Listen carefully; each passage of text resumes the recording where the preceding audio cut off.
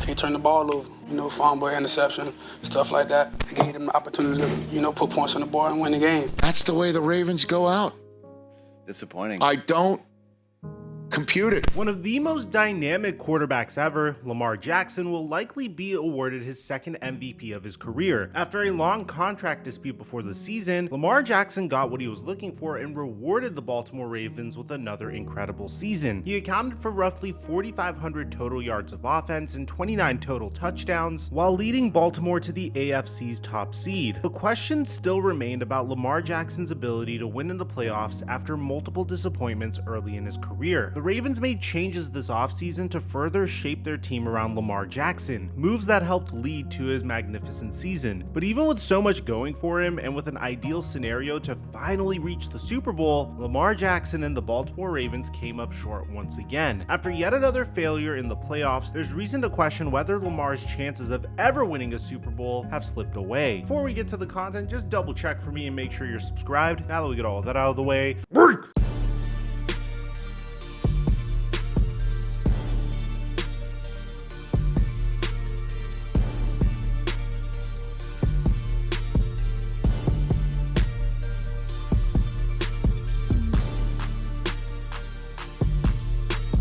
for the Super Bowl, PrizePicks is blessing us with an easy way to make $100. All Patrick Mahomes needs is one passing yard in the Super Bowl for his square to hit, which means he's pretty much a free square. First, download PrizePicks and use my promo code Mikerophone when you sign up to get up to $100 deposit match on your initial deposit, and then make these picks really quickly before they change the lines on them. So for me, I'm pairing Mahomes' free square with Isaiah Pacheco, who's had at least one touchdown in his last 5 games, so that's easy, and Christian McCaffrey, who has had more than 88.5 rushing yards in 4 of his last 5 games. Of course, I give away all my picks for free on Instagram, and I highly recommend you turn on notifications for my Instagram story so you can get the picks quickly before they move the lines and you lose your advantage. And thank you, PrizePicks, for the sponsor. Mic check 1 2 1 2. What's going on, everybody? After finishing out his rookie contract on his 5th-year option, Lamar Jackson and the Baltimore Ravens began a contract standoff with massive implications. You see, losing Lamar Jackson would be losing the face of the franchise and their best hopes of contending for the foreseeable future. They already made a commitment to Lamar Jackson by moving on from Greg Roman in favor of Todd Monken as their brand new offensive coordinator to create a brand new offense around Lamar Jackson after he helped guide the Georgia Bulldogs to back-to-back national championships. The idea was, instead of having a run-first, play-action-based offense that Greg Roman had, they would quote-unquote let Lamar Jackson cook. And very shortly after, Baltimore would open free agency by placing the non-exclusive franchise tag on Lamar Jackson, which would put Lamar's salary at around $32.4 million. The sides had until mid-July to reach an extension agreement before the number became permanent. Critically, it allowed Lamar Jackson to negotiate with other teams, and it gave Baltimore the opportunity to match any offer within 5 days. A lack of offers from other teams caused some to believe that this was collusion from the league's owners, but it could have been due to the fact that any team that signed him would have to give up 2 first-round picks to the Ravens in addition to a market-resetting contract offer to Lamar Jackson. Later that month, Lamar announced that he had requested a trade from the Baltimore Ravens, saying on Twitter that the team had not been interested in meeting his value. Still, the Ravens kept adding to the offense as if he were coming back. In late March, they signed wide receiver Nelson Aguilar, a former Super Bowl champion, to a 1-year contract. In early April, they signed Odell Beckham Jr. to a massive 1-year deal worth up to $18 million.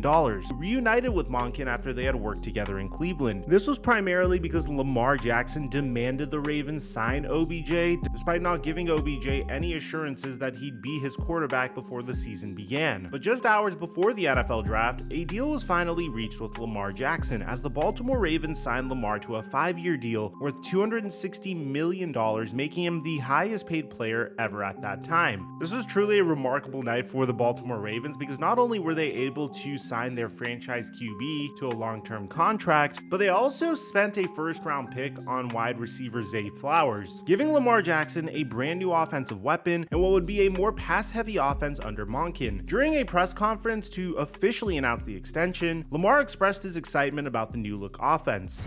Actually, Coach Todd Monken reached out to me.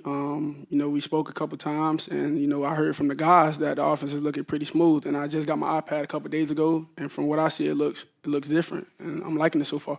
With a new offense and boasting the best wide receiving core of Lamar Jackson's career, along with Pro Bowl tight end Mark Andrews, everything was set for another big season from Lamar Jackson and the Baltimore Ravens. But that's before we even mention the fact that the Ravens were bringing back one of the league's most ferocious defenses. Players like Roquan Smith, Kyle Hamilton, Marlon Humphrey were the stars of this Baltimore Ravens defense, and their captain was head coaching candidate Mike Macdonald. Despite losing running back J.K. Dobbins to a season-ending Achilles injury, Baltimore beat Houston comfortably in Week 1 before Lamar Jackson outdueled Joe Burrow to earn a tough division win in Cincinnati in Week 2. The Ravens looked good 2 weeks in, but the Ravens would encounter their worst stretch of the season over the next 3 weeks. They suffered their first loss of the season at home in overtime against the Colts after squandering 2 drives in overtime. Now, the Ravens would bounce back to thump the Cleveland Browns 28-3, but that was against a team that learned just hours before the kickoff that rookie Dorian Thompson-Robinson would be making his first career start after Deshaun Watson was unexpectedly ruled out. Then they went into Pittsburgh the next week where Lamar Jackson was kept out of the end zone and Baltimore got shut out in the second half in a 17-10 loss. But after falling to 3-2, the Baltimore Ravens would flip the switch. Baltimore went on to win 10 of their next 11 games, giving them a strong case to be considered the league's best team. Meanwhile, Lamar Jackson was incredible. In Week 7, he threw for 357 yards along with 3 touchdown passes and a touchdown rush. He nearly had a perfect quarterback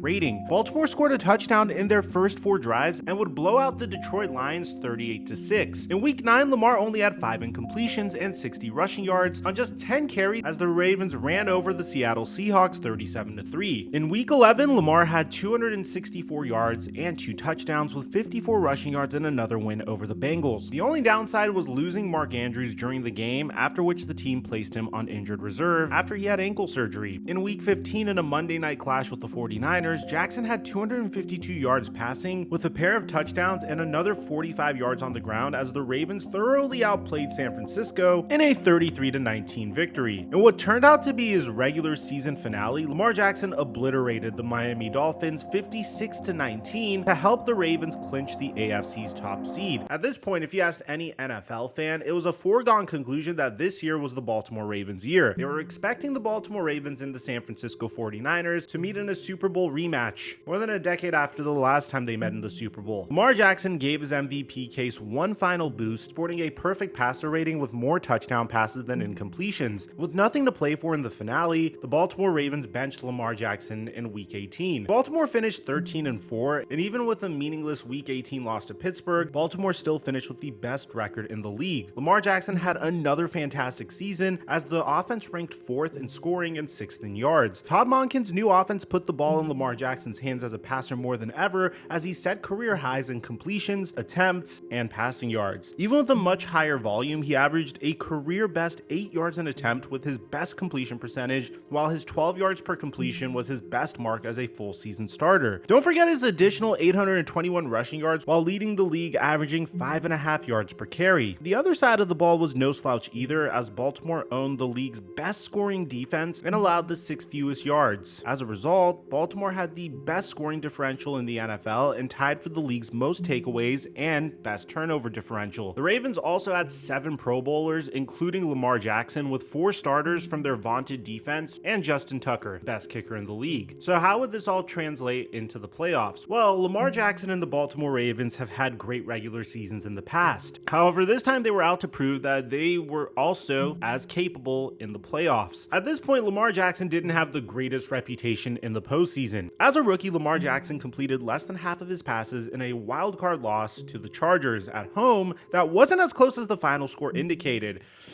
I think I could relate to that. Hail Mary to the end zone and Lamb, nope, out of bounds, and that will do it. In his second season under center, the Ravens had a first-round bye, but they would lose terribly in the divisional round to Derrick Henry and the Tennessee Titans. Despite big yardage totals on the ground and in the air, Lamar Jackson threw 2 interceptions while the Baltimore Ravens offense was held to just 1 touchdown. It wasn't until his 3rd season that Lamar finally got his first playoff victory as the Ravens exacted a measure of revenge, winning in Tennessee in the wildcard round 20-13. Lamar's passing numbers weren't great, but the Titans had no answer for him on the ground, including including an electric 48-yard touchdown run. Unfortunately, the offense went ice cold the next week in Buffalo, and Baltimore only managed a late first half field goal as the offense was kept out of the end zone all night. When they finally got close to scoring a touchdown, the Bills played a reverse Uno card with Lamar Jackson throwing a back-breaking interception to Taron Johnson, which he took back 101 yards for a pick six as the Ravens lost 17-3. Last year, Lamar Jackson missed his team's wildcard loss to Cincinnati because of a lingering knee injury that kept him out of the final 5 games of the regular season. So needless to say, this was a big prove-it year for Lamar Jackson in the playoffs, given everything the team did to invest in him, all the improvements that they made offensively, the fact that they brought in a brand new offensive coordinator, the fact that they committed to him with a huge contract extension, and the fact that he had one of the best defenses in the NFL as well. Lamar Jackson was officially out of excuses. So how would that go? Well, ahead of the Baltimore Ravens divisional round game against the Texans, Lamar Jackson seemed pretty convinced that the team could move past their previous offensive failures in the playoffs. 4 previous playoff games, the offense didn't score more than 20 points. How much more confident do you feel that this year's offense has the ability to put up the points you need to win in the playoffs? I'm very confident. Very, very confident. Extremely confident.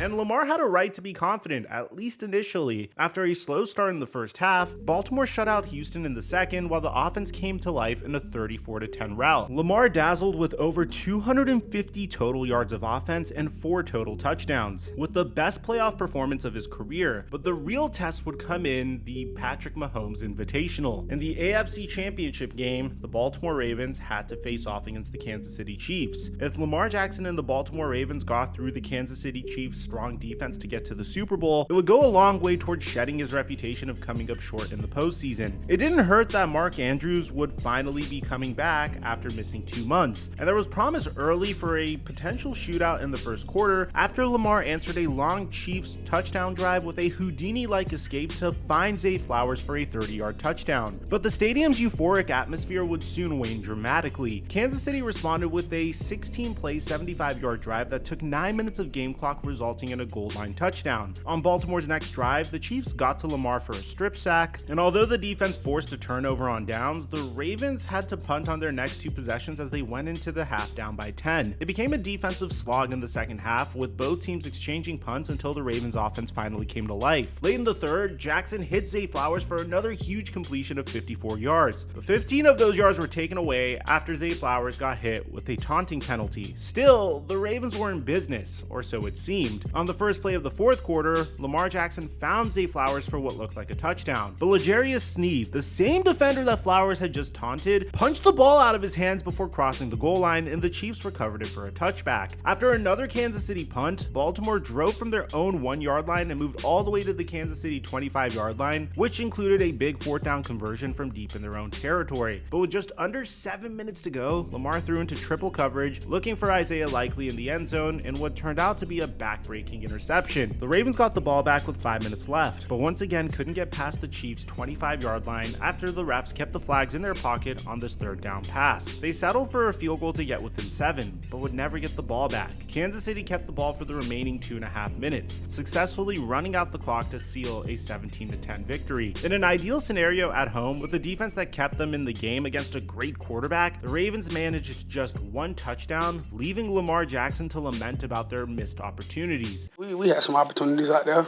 Just got to take advantage of them. Can't turn the ball over.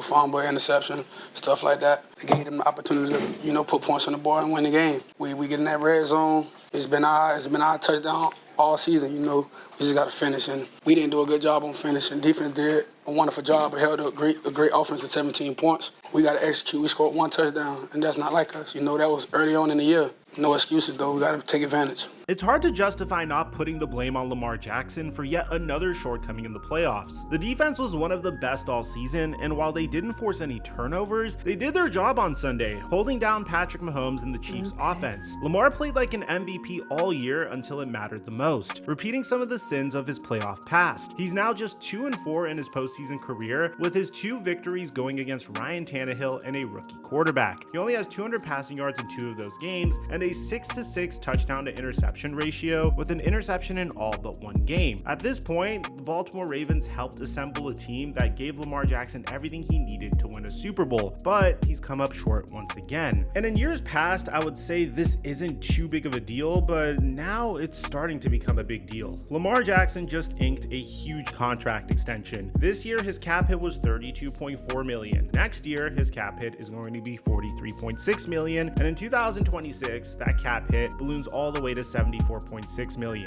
The Baltimore Ravens already lost Mike McDonald, and who knows if they're going to retain Odell Beckham Jr., and who knows if they're going to be able to retain any of their free agents. At this point, one has to sit back and question, what else does Lamar Jackson need to win a Super Bowl? And is it even possible to win a Super Bowl with a quarterback that wasn't able to do it on his rookie scale contract and is now not able to do it in the earlier parts of his contract extension? So once that cap hit hits $43.6 million and $74.6 million, and you need to make the team around Lamar Jackson weaker, what are the odds that he finally figures it out and makes it all the way to the Super Bowl to win the Super Bowl? At this point, the missing piece to a championship isn't a position of need or a player that they need to draft or sign. The missing piece is Lamar Jackson's performance. He's still yet to prove that he can lead this team to a win when it really matters most. If this wasn't the year for Lamar and the Ravens, it may never be their year with him as their quarterback. Let me know in the comment section down below, what do you guys think about all this? Do you think the Ravens could win with Lamar under center? Aside from that, I'm your boy Mike. I'm dropping our mic until our next upload.